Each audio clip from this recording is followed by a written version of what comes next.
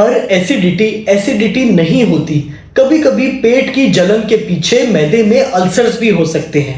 अस्सलाम वालेकुम, मेरा नाम डॉक्टर अरसलान उल हक है and I am a third generation homeopathic doctor.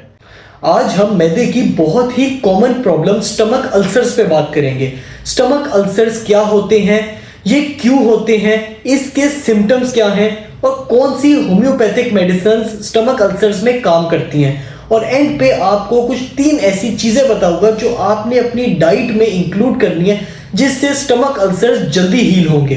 सबसे पहले हम ये बात समझते हैं कि स्टमक अल्सर होता क्या है।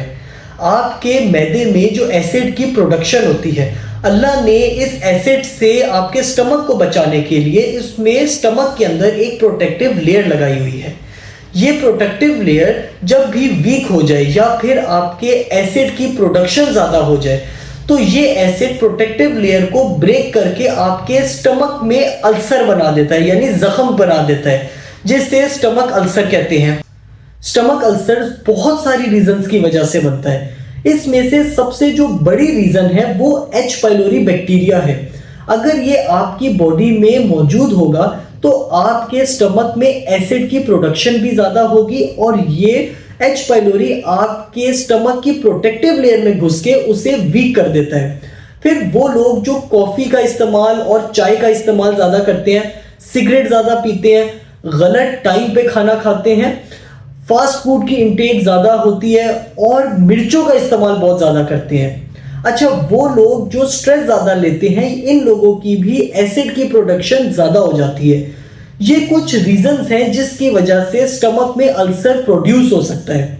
वैसे तो एंडोस्कोपी के थ्रू ही आपको ये कंफर्म होता है कि आपको स्टमक अल्सर है या नहीं, लेकिन इसके कुछ कॉमन सिम्टम्स वो ये हैं कि आपको एसिडिटी ज्यादा होगी।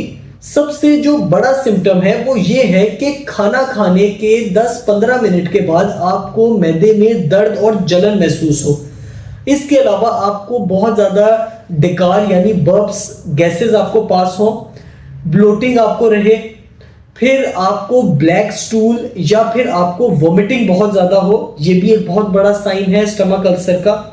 तो अगर आपको इनमें से कोई भी साइन है तो आप अपनी एंडोस्कोपी भी जरूर करवाइए। और एक एच पाइलोरी का टेस्ट होता है जो स्टूल के थ्रू या फिर ब्लड के थ्रू, आप दोनों जो है वो करवा सकते हैं। अब अगर हम इसके ट्रीटमेंट की बात करें तो होम्योपैथिक में स्टमक अल्सर का बहुत अच्छा ट्रीटमेंट है। ये सिर्फ अल्सर्स को ठीक नहीं करती बल्कि अल्सर्स के साथ साथ ये एसिड की प्रोडक्शन को भी कम करती है, ओवर प्रोडक्शन, और ये आपकी जो प्रोटेक्टिव लेयर जो डैमेज हो चुका होता है उसको भी वापस रिपेयर करती है। फिर अगर एच पाइलोरी पॉजिटिव हो तो ये आपकी बॉडी में से एच पाइलोरी को भी ख़त्म करती है। अगर हम होम्योपैथिक मेडिसिन की बात करें तो हमारे पास होम्योपैथिक में बेशुमार स्टमक अल्सर्स की मेडिसिन है, लेकिन अब पेशेंट की कौन सी मेडिसिन है ये तो जब पेशेंट के हम डिटेल में केस टेकिंग करते हैं तो उस केस टेकिंग में हम उस पेशेंट की भूख प्यास, उसके क्या सिम्टम्स हैं, किस टाइम उसके सिम्टम्स ज़्यादा वर्स होते हैं, किन चीज़ों से बेहतर होते हैं, हर एक सिम्टम पे मेडिसिन पेशेंट के लिए चेंज हो जाती है। मैं आपको कुछ होम्योपैथिक मेडिसिन के नाम बताता हूँ जो हम स्टमक अल्सर्स के लिए यूज़ करते हैं। नक्स वोमिका उन पेशेंट्स के लिए जिन्हें बहुत ज़्यादा मैदे में जलन रहे, खाना खाने के 20-25 मिनट के बाद जलन और दर्द हो मैदे में, ये लोग बहुत ज़्यादा इरिटेबल होते हैं, कॉफ़ी और चाय, सिगरेट का इस्तेमाल बहुत ज़्यादा करते हैं। आर्सेनिक एल्बम उन पेशेंट्स के लिए जो बहुत ज़्यादा हेल्थ कॉन्शियस होते हैं, अपनी सेहत की बहुत एंजाइटी लेते हैं। इन पेशेंट्स की मैदे की जो जलन होती है वो गर्म पानी पीने से बेहतर होती है।